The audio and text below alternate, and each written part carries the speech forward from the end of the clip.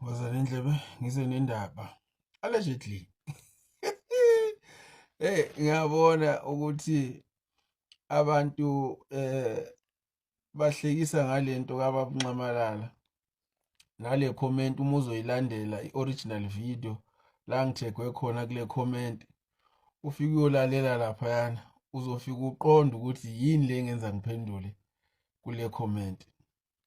So into eyenzakalayo la ukuthi thina asiveli sikhethe into that will suit us, but silandela umnyombo wento umsuka bala isuka khona. So ingakho ngizophendula nje la kulento le ngoba ngihlale ngisho ukuthi umsholozi kimi uqondile akayikhomba indlela aphinda jike. Kudingeka ukuthi uvule la ubuchopho bakho ukuze uzoqonda izinto okanye into eshiwo umsholozi. Kuningi into yakhuluma ngomsholozi kodwa ngokuthi nisuke ningavulile la kunzima ukuqonda. Umsholozi uke wathi bafuna ukubulala i-ANC kwenziwe ama-collision ukuze i-ANC ingezukuba namandla. Kwanganaka abantu. Akekho umuntu wayinaka leyo nto njengoba benza-ke manje bakhanda amaqembu la amaningi abawakhandayo. So umsholozi wathi yekani ukuphanisha i-ANC ngenxa yakhe okanye anyone ofambulayo ku-ANC bese niphanisha bani? I-ANC.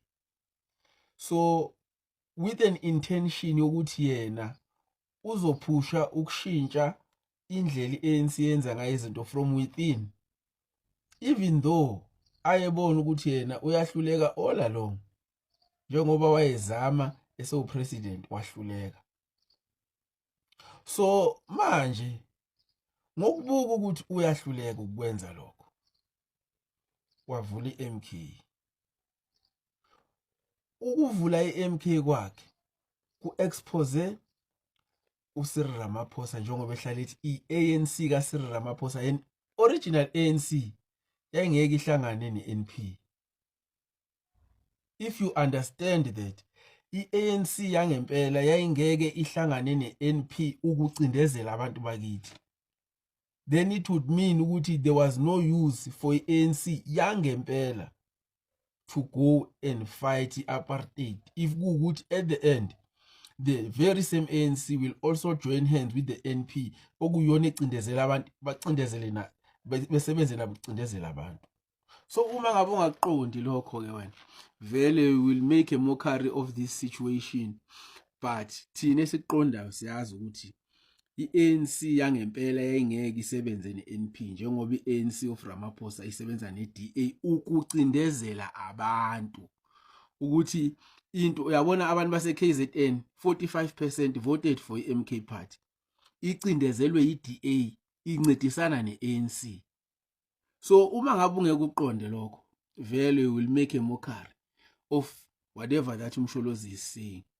Thina nje siqondayo that's why umsholozi always say ukuthi yena useyilunga le-ANC angeke ayishiye i-ANC, but you will never understand that because you don't even understand why enze i-MK party. Now we understand. So wena you can laugh, but okusalayo when you vote for i-MK party uZuma eyilunga le-ANC, former president ye-ANC, former president ye-country, wena you are voting i-ANC or you are voting i-MK party. uZuma hola i-MK party, former president ye-ANC. Hayi nganidida-ke manje.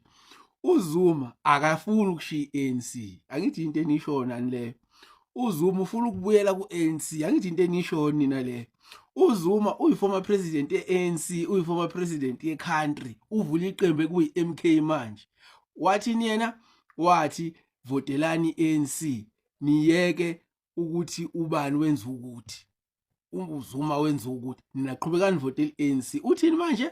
Uthi votelani i-MK ningavoteli i-ANC ngoba yena ufuna ukuqhubeka abe yilungu lani le-ANC. Hayi nginididile. Bye bye. Hayi politics. Hayi ngeke.